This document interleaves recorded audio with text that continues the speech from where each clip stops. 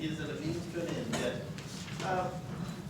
So this is probably the most prolific functional group in medications because the nitrogen by itself is a good hydrogen bonding.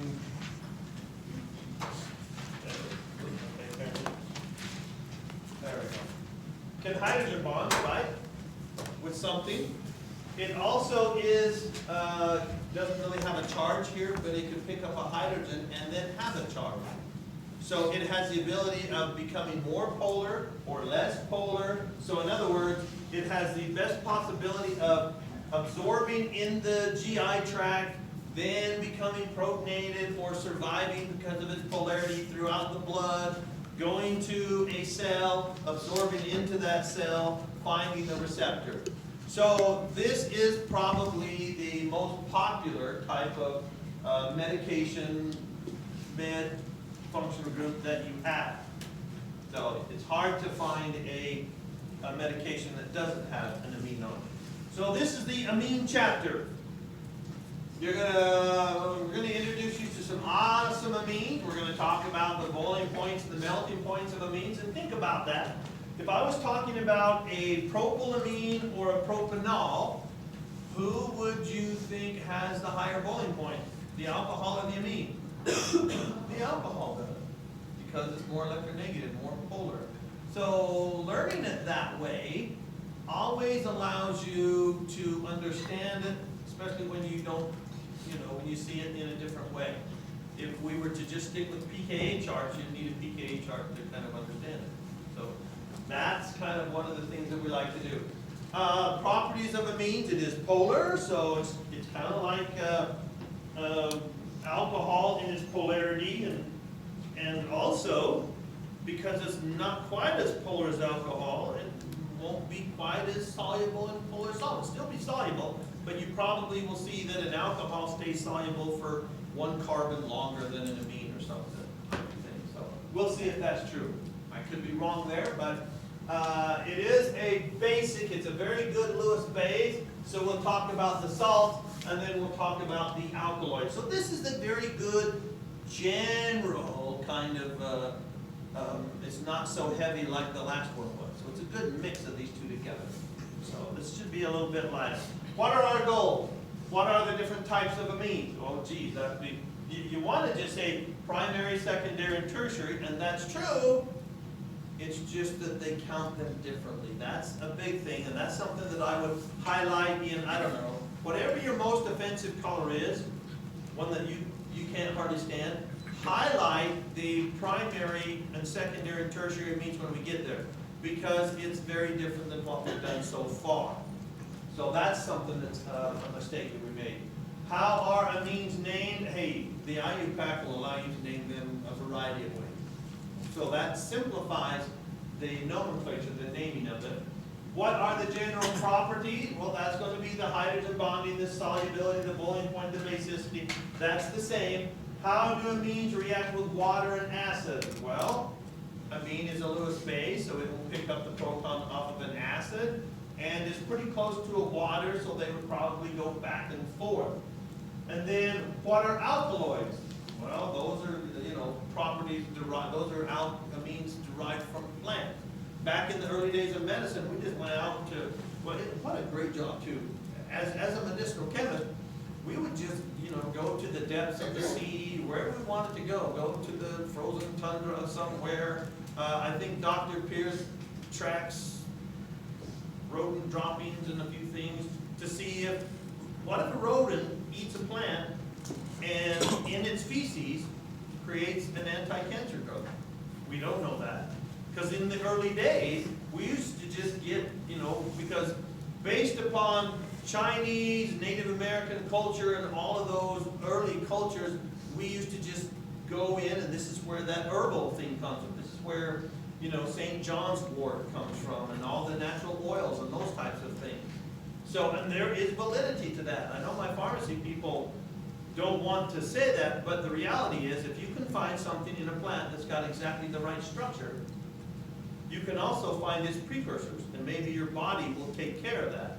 Now, that doesn't mean that if I have the disease, I'm gonna go eat the plant, because normally it's not in a high enough concentration.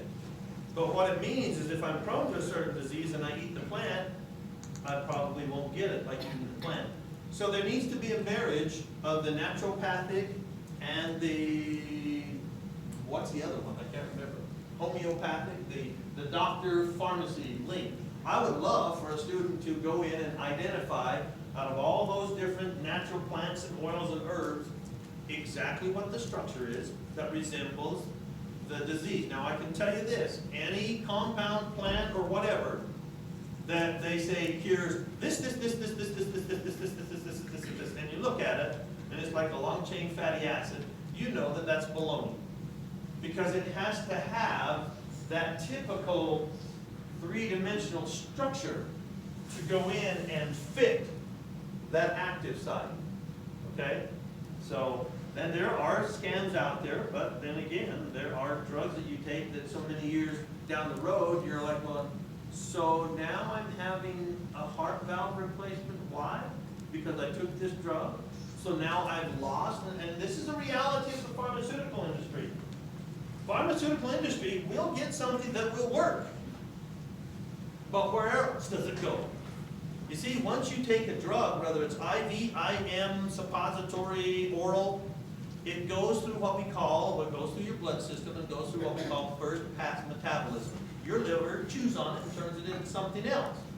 Now that original drug might go in and cure or help alleviate some symptomology, but once it's converted into its metabolite, what does that metabolite do?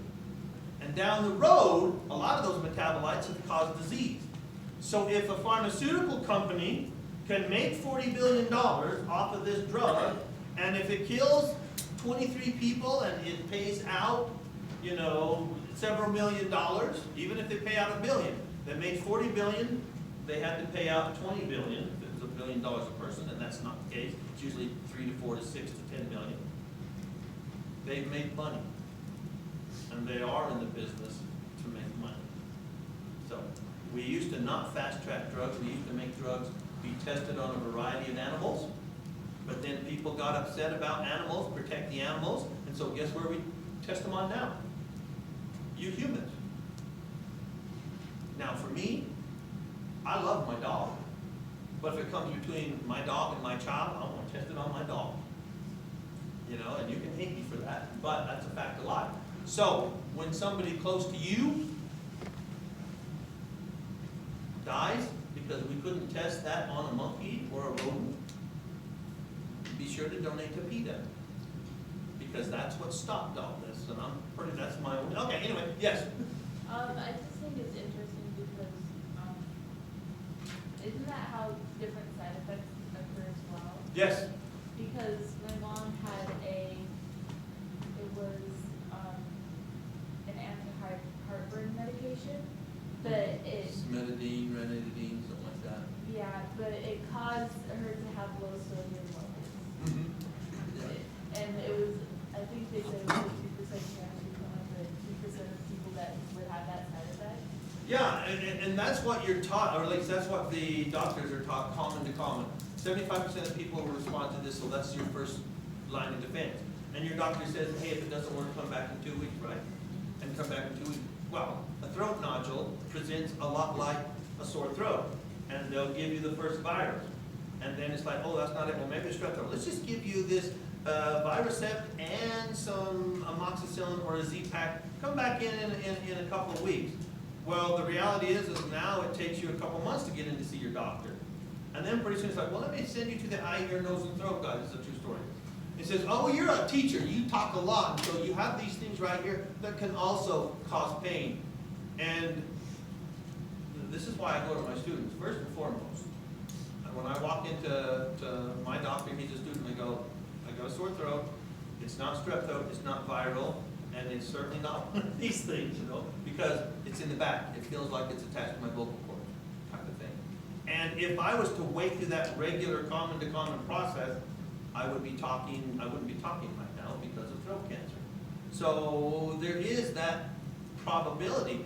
There are so many serotonin reuptake inhibitors that I'm really against a lot of the psychotropic drugs that are prescribed by, a typical psychiatrist. Because number one, unless they've gone to medical school, they really don't have that. They have some biochemistry, but they don't have the medicinal chemistry. And we don't know everything about SSRIs, the reuptakes or not. Melatonin is another thing that we take for sleep. It's a naturopathic thing. Some people, that melatonin is turned into a variety of things. If you look at the structure of melatonin and look at the structure of LSD or the structure of psilocybin from magic mushrooms in the 60s, or even sumatriptan and Maxalt from migraine medications, you will find that serotonin compound, they have the same pharmacophore, they have the potential for being hallucinogenic compounds. And so if you are somebody that takes melatonin and you start to have wild dreams, I would do something different. Because it messes with your psychology. And I have a friend that is now schizophrenic, and I don't know why, but he just says, I started having voices in my head, and after the voices with clarity start talking to you over the course of 10 to 15 years, you quit thinking that you have a mental issue and you begin to believe they're real. Like, seriously? Yes. He says, because they're there and they're smart. Okay. And that was the demise. So anyway, amines are basically, an sp3 hybridized nitrogen that has a lone pair of electrons, but they come in a lot of places. These are in your enzymes. These are your amino acids. And yes, we're going to have to memorize all of them, but not in this chapter. Yes, this is a pretty light chapter. But phentermine. Phentermine was a diet drug in the 80s. It was called Pondin and Fastin. The Fastin was the phentermine. Now, I like to say, people just lined up in droves to get this, because what it did was it would stop the brain chemistry to where your epinephrine and glucagon cascade censors your brain that you're hungry, like that fight or flight mechanism. So when you're in the fight or flight, you're not hungry. So it has this phenyl nitrogen. It looks a lot like speed or Adderall and those types of things, and it would stop the hunger. But it also thickened your valve wall in your heart. And so there are quite a few having heart attacks, until these people that had heart attacks that were a little bit younger, because people on phentermine were generally overweight, so they said, well, overweight is higher cholesterol, it's got to be related. Nobody really cared to look at it until younger people that were maybe anorexic started taking it to lose weight. They're like, oh, wait a minute. What do all of these heart valve issues that we see an increase in have in common? Somebody does a little bit of scan and they have all been on Pondin Fast and diet plan. And pretty soon, there are a lot of people that had that. They sue. The company still made billions of dollars, but it's an amine. There you go. It is an amine. So, tranylcypromine is an antidepressant. It's an amine. So they are widely used in a lot of medications. Most of what we do today is just get you excited so that you begin to care about amines. Dopamine, epinephrine. See, look at this. Catecholamine, 2-carbon tethered nitrogen. Catecholamine, 2-carbon tethered nitrogen. Those are going to have similar issues and similar responses, and the body can convert one into the other one. Your epinephrine from the thing that gets you agitated, the fight or flight, comes from dopamine and a variety of other amino acids. So, histidine, you will discover, is at the center of a lot of enzymes. Why? Because it can hydrogen bond either way. It can be a hydrogen bond donor or a hydrogen bond acceptor, or it can donate an acid. It can act as a Lewis acid, or it can act as a Lewis base. And this pKa is about 7.8. Body pKa is about 7.2. This can be both an acid and a base all at once inside your body at the body pH. So this little histidine is, besides a vasodilator, is also an amino acid that is at the center of a lot of enzymes. Yes? So since it's so reactive, is that why your body reacts so strongly to it? Well, yes, because it allows the reaction to occur, it being inside. So histamine is also, this is where you get your histemic responses from. your vasodilation, your sneezing, I need an antihistamine to shut this down. So, all right, are we getting excited? Morphine, cocaine, yeah, the bad word. Again, interesting and useful. We're just getting you excited again. So here is epinephrine. This is adrenaline. Now, let me be really clear to the nurses or even to the teachers. If you get excited, overly excited about what you do, and then if your work environment gets you overly irritated, every time you get one or the other, you are kicking out adrenaline. And adrenaline is just like methamphetamines. So if you know a methamphetamine tweaker and that bipolar, I'm happy or I'll carve your heart out another day, those of you that work in an ED department will see that. And it will just surprise you when they're standing around on Christmas Eve going, I'm so sick of these fake suicides, I wish somebody would just do it right so we'd have something to do. Literally. I know EMTs and I know people in ED departments that they crave a good motor vehicle accident so that they get some excitement in their lives. But they're the same person that's fairly happy and then just getting your girl and call you a mother effer, la la la, and words you're just like, whoa, I thought I would only hear that in the football locker room. But that's because adrenaline, if you're off and on that on a daily basis, is no different than being off and on methamphetamine or being a tweaker. It has that same response. So, this is why the nursing program emphasizes compassion so much.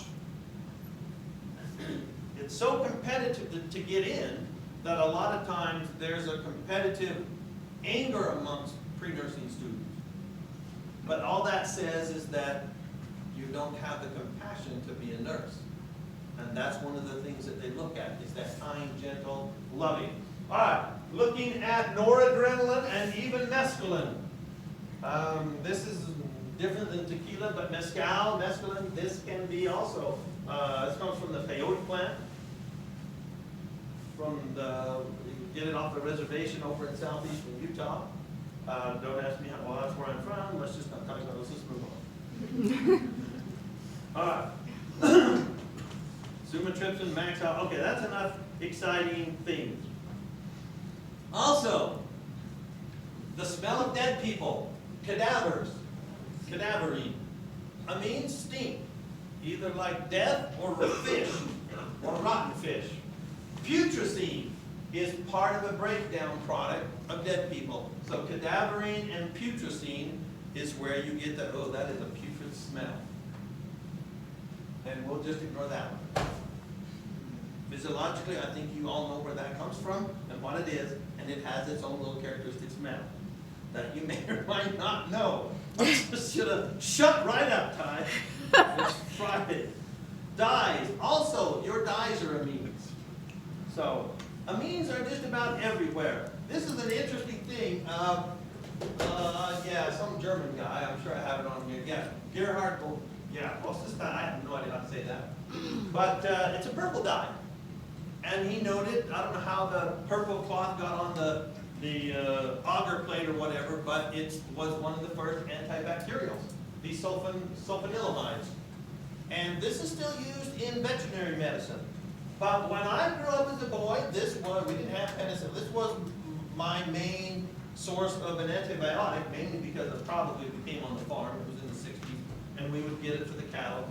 But look at this. You know when they say drink plenty of water with your medication? Look at this guy.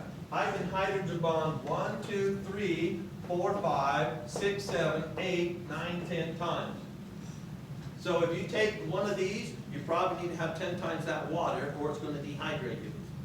That's why, when you know the structure of your drug, you can look at that and go, I probably ought to take some water with this so that I don't get dehydrated. I have about a 6-pill-a-day breakfast, and so that's why I always have water. And I don't have my water today, and I'm feeling it because they do dehydrate me quite a bit. All right. Para-aminobenzoic acid. PABA used to be a sunscreen, But because it was discovered in the middle of folic acid, and folic acid comes from leafy green things, folate, it's needed, but folate also is implicated in skin cancers. Because this is the enzyme that utilizes this folate is the enzyme that when it becomes overactive, creates cancers. So they thought, oh, the implication in skin cancer, they removed para-aminobenzoic acid from that. But if you just put an ester on here, then it becomes benzocaine, which starts to numb your teeth and hands and numbs it. So don't drink the numbs it if you're worried about if you got cancer in your genes somewhere. All right, here we go. First real content of the day. Again, don't shoot the messenger, but this drives me nuts in that, remember if I had an alcohol and it was bonded to a carbon that was bound to one other carbon, that was a primary alcohol? Let me just refresh your memory so that you have an understanding of what the potential problems are.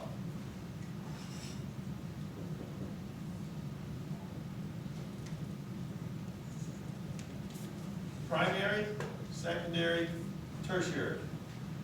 Right? That's how you've been taught with everything. Except for now amines. Yes, this is a primary amine, but this would be a primary amine too. But here in amines, if the amine has 2 groups attached to it, it's a secondary amine. If it has 3 groups attached to it, it's a tertiary amine. And if we attach a 4th group to it, it's a quaternary amine. Tell me I have a quaternary amine somewhere. No, I don't. Seriously? Well, we do need to know that, so we need to write this down. If I have a nitrogen here and 4 groups off of it, it has a plus charge and it'll have to carry some other negative charge up here. Whatever it is, that is a quaternary amine. Now, if you want to have some fun, go home and read your shampoos. Remember how we said that about the time you get up to 12 carbons, 1, 2, 3, 4, 5, 6, 7, 8, 9, 10, 11, 12. Woo! There we go. That starts to be a colloidal compound. It's no longer really soluble in water, but it makes a cloudy water. This is what we make our soap out of. Okay? Dodecanol. Dodecanol has a common name of Laurel. Yes, Laurel was a very clean person. So whoever created this named this after Laurel. So your shampoos are an ammonium sulfate. So this would be I'm going to put 3 out here. So you'll see TEA lauryl sulfate on most of your shampoos. And when you look that up, what it is the TEA stands for, I'm going to redraw this so it's beautiful. TEA stands for triethyl ammonium. This is the plus charge. SO4 minus is the negative charge. Ammonium, triethyl ammonium sulfate. So it is TEA lauryl sulfate, and that is this then is the lauryl alcohol. That's your shampoo right there. Yeehaw. Everybody probably has experience with that. It's all fun. But it is a quaternary amine. So that's my example of a quaternary amine. Somehow this book here didn't have a quaternary amine in it, but I know your book does. Or their slide.